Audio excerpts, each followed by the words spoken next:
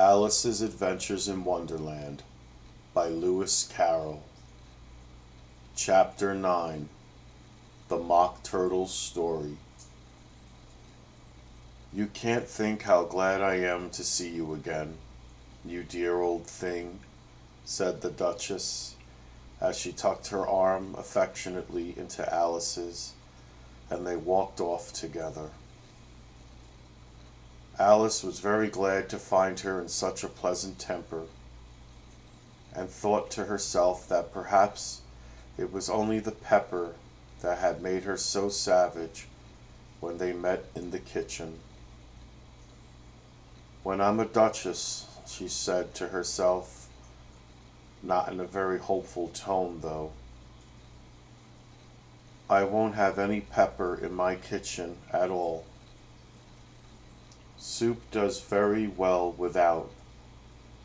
Maybe it's always pepper that makes people hot-tempered," she went on, very much pleased at having found out a new kind of rule, "and vinegar that makes them sour, and chamomile that makes them bitter, and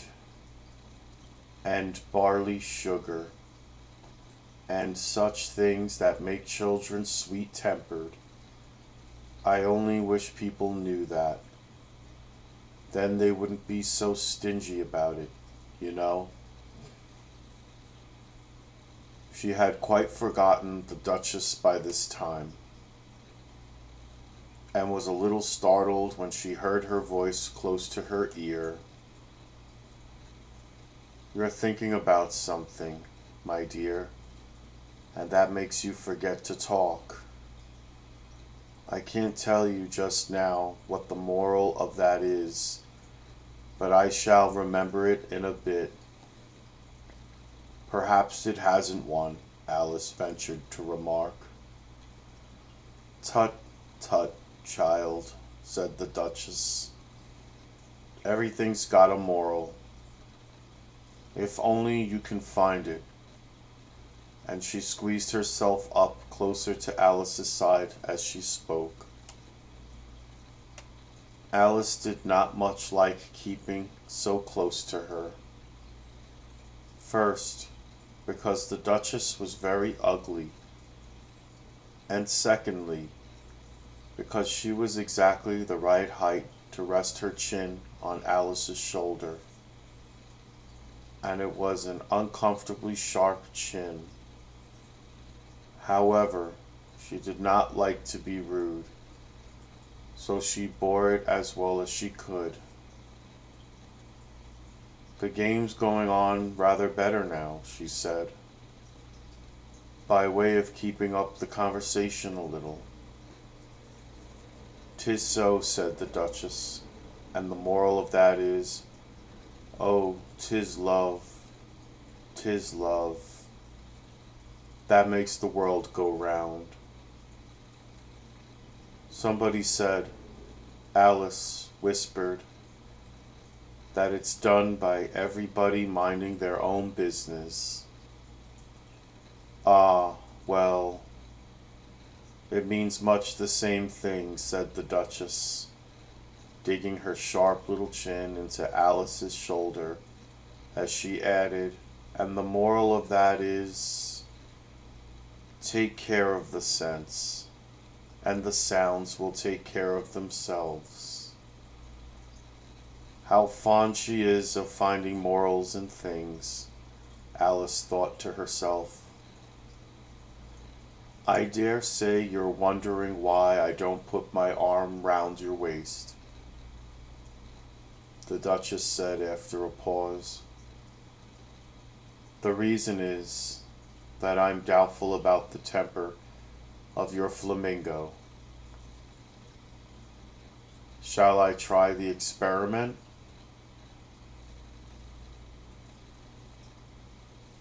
"He might bite," Alice cautiously replied, not feeling at all anxious to have the experiment tried. "Very true," said the Duchess. "Flamingos and mustard both bite, and the moral of that is, birds of a feather flock together. Only mustard isn't a bird, Alice remarked. Right as usual, said the Duchess. What a clear way you have of putting things. It's a mineral, I think, said Alice. Of course it is, said the Duchess, who seemed ready to agree to everything that Alice said. There's a large mustard mine near here, and the moral of that is, the more there is of mine, the less there is of yours. Oh, I know, exclaimed Alice, who had not attended to this last remark. It's a vegetable. It doesn't look like one, but it is. I quite agree with you, said the Duchess. And the moral of that is, be what you would seem to be, or, if you'd like it put more simply, never imagine yourself not to be otherwise than what it might appear to others that what you were or might have been was not otherwise than what you had been would have appeared to them to be otherwise.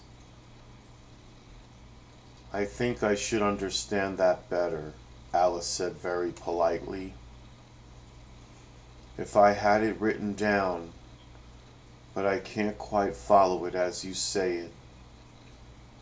That's nothing to what I could say if I chose, said the Duchess replied, in a pleased tone. Pray don't trouble yourself to say it any longer than that, said Alice. Oh, don't talk about trouble, said the Duchess. I make you a present of everything I've said as yet. A cheap sort of present, thought Alice. I'm glad they don't give birthday presents like that. But she did not venture to say it out loud. Thinking again? The Duchess asked, with another dig of her sharp little chin. I've a right to think, said Alice sharply, for she was beginning to feel a little worried. Just about as much right, said the Duchess, as pigs have to fly, and but here, to Alice's great surprise, the Duchess's voice died away, even in the middle of her favorite word, moral, and the arm that was linked into hers began to tremble. Alice looked up, and there stood the Queen in front of them, with her arms folded, frowning like a thunderstorm. A fine day, Your Majesty, the Duchess began in a low, weak voice. Now, I give you fair warning, shouted the Queen, stamping on the ground as she spoke. Either you or your head must be off, and that in about half no time. Take your choice. The Duchess took her choice and was gone in a moment. Let's go on with the game, the Queen said to Alice, and Alice was too much frightened to say a word, but slowly followed her back to the croquet ground. The other guests had taken advantage of the Queen's absence and were resting in the shade. However, the moment they saw her, they hurried back to the game, the Queen merely remarking that a moment's delay would cost them their lives. All the time they were playing, the Queen never left off quarreling with the other players and shouting, "Off with his head," or "Off with her head." Those whom she sentenced were taken into custody by the soldiers, who of course had to leave off being archers to do this, so that by the end of half an hour or so there were no archers left, and all the players, except the King, the Queen, and Alice, were in custody and under sentence of execution. Then the Queen left off, quite out of breath, and said to Alice, "Have you seen the Mock Turtle yet?" "No," said Alice. "I don't even know what a Mock Turtle is." "It's the thing Mock Turtle soup is made from," said the Queen. "I never saw one or heard of one," said Alice. "Come on then," said the Queen, "and he shall tell you his story and his history." As they walked off together, Alice heard the King say in a low voice to the company generally, "You are all pardoned. Come, that's a good thing," she said to herself, for she had felt quite unhappy at the number of executions the Queen had ordered. They very soon came upon a griffin, lying fast asleep in the sun. If you don't know what a griffin is, "Up, lazy thing," said the Queen, "and take this young lady to see the Mock Turtle, and to hear his history. I must go back and see after some executions I have ordered." And she walked off, leaving Alice alone with the griffin. Alice did not quite like the look of the creature, but on the whole she thought it would be quite as safe to stay with it as to go after that savage Queen, so she waited. The griffin sat up and rubbed its eyes, then it watched the Queen till she was out of sight. Then it chuckled. "What fun," said the griffin, half to itself, half to Alice. "What is the fun?" said Alice. "Why, she," said the griffin. "It's all her fancy, that they never execute nobody, you know. Come on." "Everybody says 'come on' here," thought Alice as she went slowly after it. "I never was so ordered about in all my life. Never." They had not gone far before they saw the Mock Turtle in the distance, sitting sad and lonely on a little ledge of rock, and as they came nearer, Alice could hear him sighing and hear him sighing, as if his heart would break. She pitied him deeply. "What is his sorrow?" she asked the griffin. And the griffin answered, very nearly in the same words as before, "It's all his fancy, that. He hasn't got no sorrow, you know. Come on." So they went up to the Mock Turtle, who looked at them with large eyes full of tears, but said nothing. "This here young lady," said the griffin, "she wants for to know your history. She do." "I'll tell it to her," said the Mock Turtle in a deep, hollow tone. "Sit down, both of you, and don't speak a word till I've finished." So they sat down, and nobody spoke for some minutes. Alice thought to herself, "I don't see how he can even finish if he doesn't begin." But she waited patiently. "Once," said the Mock Turtle at last with a deep sigh, "I was a real turtle." These words were followed by a very long silence, broken only by an occasional exclamation from the griffin, and the constant heavy sobbing of the Mock Turtle. Alice was very nearly getting up and saying, "Thank you, sir, for your interesting story," but she could not help thinking there must be more to come, so she sat still and said nothing. "When we were little," The Mock Turtle went on at last, more calmly, though still sobbing a little now and then. We went to school in the sea. The master was an old turtle. We used to call him Turtis. Why did you call him Turtis, if he wasn't one? Alice asked. We call him Turtis because he taught us, said the Mock Turtle, angrily. Really, you are very dull. You ought to be ashamed of yourself for asking such a simple question, added the Gryphon. And then they both sat silent and looked at poor Alice, who felt ready to sink into the earth. At last the Gryphon said to the Mock Turtle, Drive on, old fellow. Don't be all day about it. And he went on in these words. Yes, we went to school in the sea, though you mayn't believe it. I never said I didn't, interrupted Alice. You did, said the Mock Turtle. Hold your tongue, added the Gryphon, before Alice could speak again. The Mock Turtle went on. We had the best of educations. In fact, we went to school every day. I've been to a day school too, said Alice. You needn't be so proud as all that.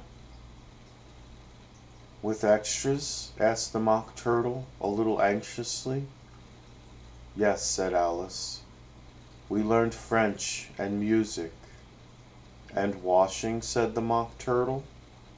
Certainly not, said Alice indignantly. Ah, then yours wasn't a real good school, said the Mock Turtle in a tone of great relief. Now, at ours they had, at the end of the bill, French, music, and washing. Extra.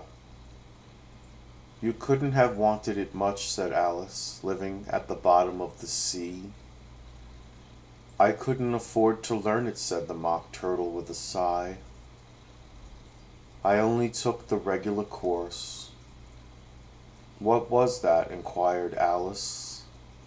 Reeling and writhing, of course, to begin with, the Mock Turtle replied, and then the different branches of arithmetic, ambition, distraction, uglification, and derision.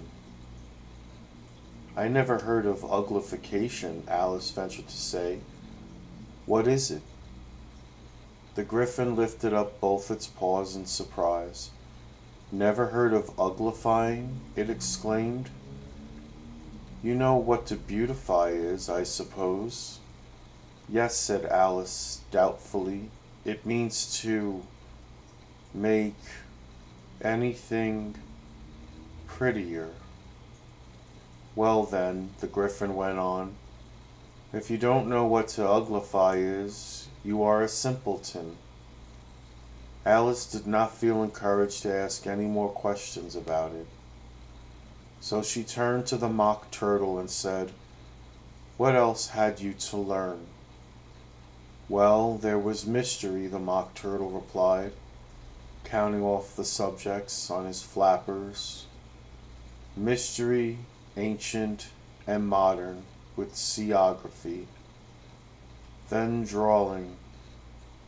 The drawing master was an old codger eel that used to come once a week.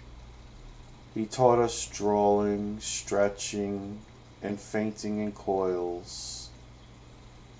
What was that like? Said Alice. Well, I can't show it you myself, the Mock Turtle said. I'm too stiff, and the Gryphon never learnt it. Hadn't time, said the Gryphon. I went to the classics master, though. He was an old crab, he was. I never went to him, the Mock Turtle said with a sigh. He taught laughing and grief, they used to say. So he did, said the Gryphon. sighing in his turn, and both creatures hid their faces in their paws. "And how many hours a day did you do lessons?" said Alice in a hurry to change the subject. 10 hours the first day," said the Mock Turtle, 9 the next, and so on. "What a curious plan!" exclaimed Alice. "That's the reason they're called lessons," the Griffin remarked, "because they lessen from day to day." This was quite a new idea to Alice, and she thought it over a little before she made her next remark. "Then the 11th day must have been a holiday." "Of course it was," said the Mock Turtle. "And how did you manage on the 12th?" Alice went on eagerly. "That's enough about lessons," the Griffin interrupted in a very decided tone. "Tell her something about the games now."